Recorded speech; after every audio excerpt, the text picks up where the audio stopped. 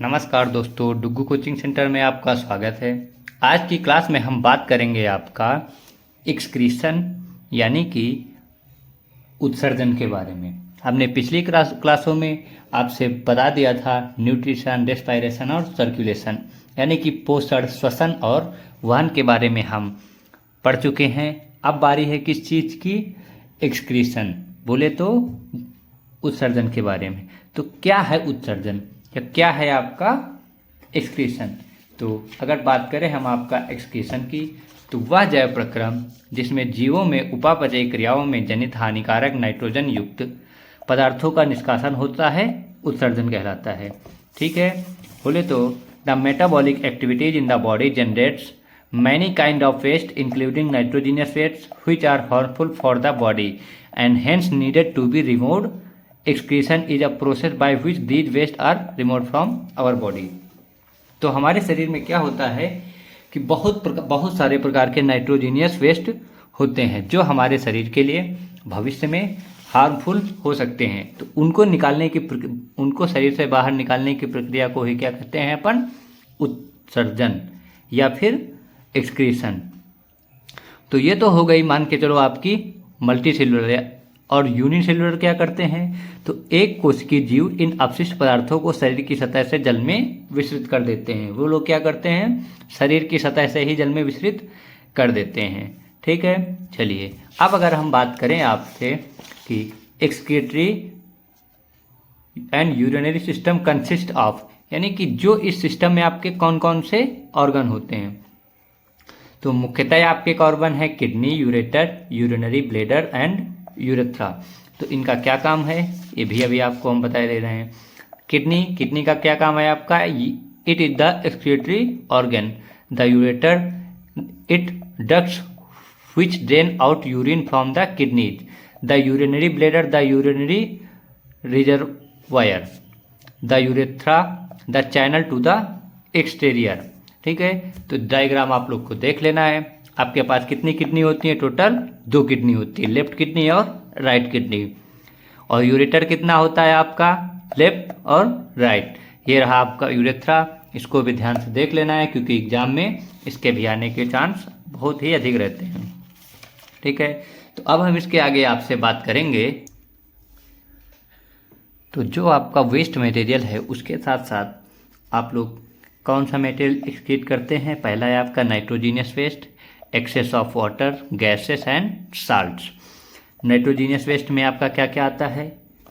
Urea, uric acid, urine. Excess of water यानी कि sweet और यूरिन। गैसेस में गैसेस निकलती है आपकी, और साल्ट्स, क्योंकि साल्ट भी के साथ ही निकल जाता है। चलिए अब हम अगर आपका इसके आगे की बात की जाए तो दोस्तों, formation of urine. Each kidney contains many filtration unit called as nephrons. तो जो आपकी किडनी होती है वो बहुत सारे फिल्ट्रेशन के यूनिट को कंटेन करती है, जिसे हम क्या कहते हैं? Nephrons. Nephrons are made up of cluster of thin walled capillaries called glomerulus which is associated with a cup-like structure called as a Bowman's capsule and the long tube which terminates through this capsule. This renal artery brings oxygenated blood to the kidney along with the nitrogenous waste like urea and uric acid and many other substances. जो ये आपकी renal artery होती है क्या करती है? Oxygenated blood के साथ साथ किडनी में क्या पहुंचाती है? नाइट्रोजीनियस वेस्ट और यूरिया और यूरिक एसिड को। The blood gets filtered through the glomerulus and his filtrate enters the tubular part of nephron. ठीक है, तो ये सारे आपके पॉइंट्स हैं फॉर्मेशन ऑफ यूरिन के। तो इसमें से हम क्या जानेंगे आपका कि हमारी जो किडनी है एक दिन में कितना 180 litres of filter is form daily but only 2 liter is excreted out as urine, so the rest is reabsorbed in the body। जो आपका बाकी लिक्विड होता है हमारे शरीर के द्वारा पुनः अवशोषित कर लिया जाता है। ठीक है, अब बात की जाए आपकी अगर फंक्शन ऑफ नेफ्रॉन की, तो जो आपके नेफ्रॉन के फंक्शन होते हैं ये क्या करता है, एक्सक्रीशन ऑफ नाइट्रोजीनियस वेस्ट, यानी कि नाइट्रोजीनियस वेस्ट को क्या करता है, बाहर निकालता है। To maintain the water and ionic balance, ये हमारे शरीर में क्या करता है, वाटर और आयनिक बैलेंस को मेंटेन करके रखता है। ठीक है, इतना हो गया आपका। अब अगर हम बात करें आपकी कि स्ट्रक्चर ऑफ नेफ्रॉन की, तो पहले ये देख लिए, ये रहा आपका नेफ्रॉन का स्ट्रक्चर। ठीक है, अब इसके हम मुख्य 3 पॉइंट्स के बारे में बात करेंगे। सबसे पहला क्या है, the urine formation involves 3 step. जो यूरिन का फॉर्मेशन होता है मुख्य रूप से कितने स्टेप्स में होता है, 3। पहला क्या है, glomerular filtration, glomerular filtration, nitrogenous waste, glucose water, amino acid filter from the blood into Bowman capsule of the nephron. ठीक है, तो इसको अपन अगर बात करें, जब वृक्क धमनी की शाखा वृक्काणु में प्रवेश करती है, तब जल लवण, ग्लूकोज, अमीनो अम्ल व अन्य नाइट्रोजनी अपशिष्ट पदार्थ कोशिका गुच्छ में से छनकर वोमन संपुट में आ जाते हैं। वोमन संपुट बोले तो आपका बॉमन कैप्सूल। ठीक है, अगला है आपका point, tubular reabsorption. Now useful substances from the filtrate are reabsorbed back by the capillary surrounding the nephron.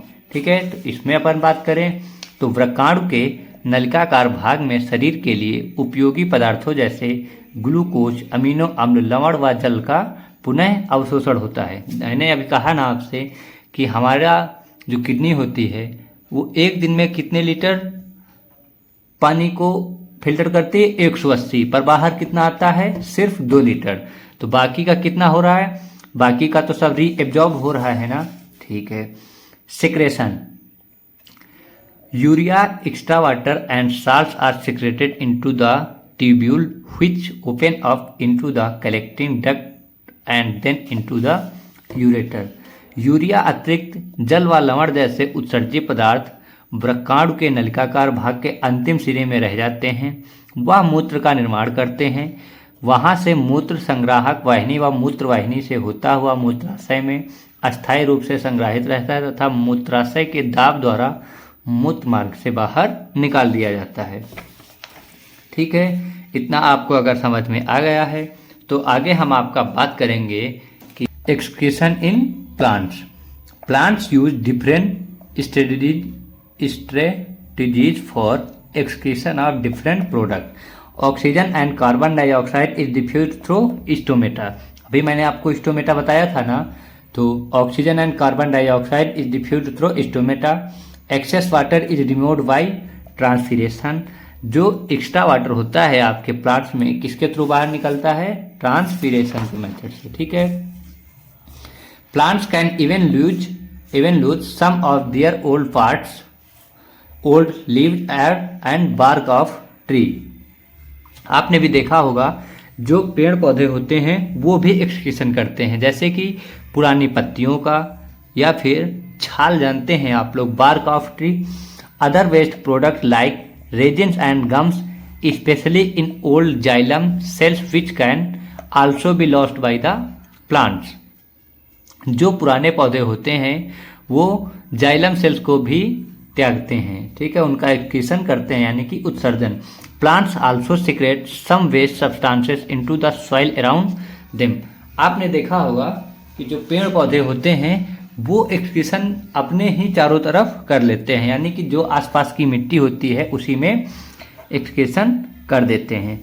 ठीक है, तो अब हम बात करेंगे, आपका लास्ट टॉपिक बच रहा है कौन सा, आर्टिफिशियल किडनी यानी कि कृत्रिम वृक्क।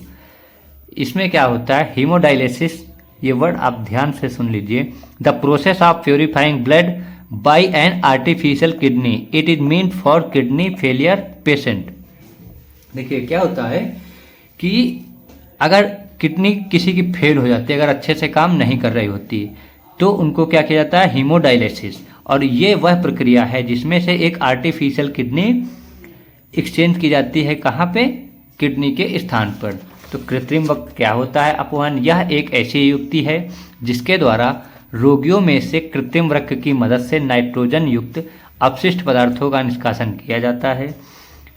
प्रायः एक स्वस्थ वयस्क में प्रतिदिन 180 लीटर आरंभिक निस्यंदन वृक्क में होता है, जिसमें से उत्सर्जित मूत्र का आयतन 1.2 लीटर है। शेष निस्यंदन वृक्क नलिकाओं में पुनः अवशोषित हो जाता है।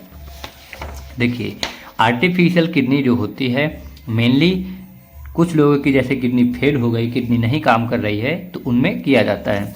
तो आप सारे स्ट्रक्चर देख लीजिए। इसमें से नोट्स के लिए आप लोग हमारे यूट्यूब चैनल पर स्क्रीनशॉट लेकर के बना सकते हैं, या फिर डुग्गू कोचिंग सेंटर के ऐप को प्ले स्टोर से डाउनलोड कीजिए। क्लास 10th के सिलेबस में जाइए, वहाँ पे आपको ये सारी नोट्स PDF फाइल आपको मिल जाएंगी। ठीक है।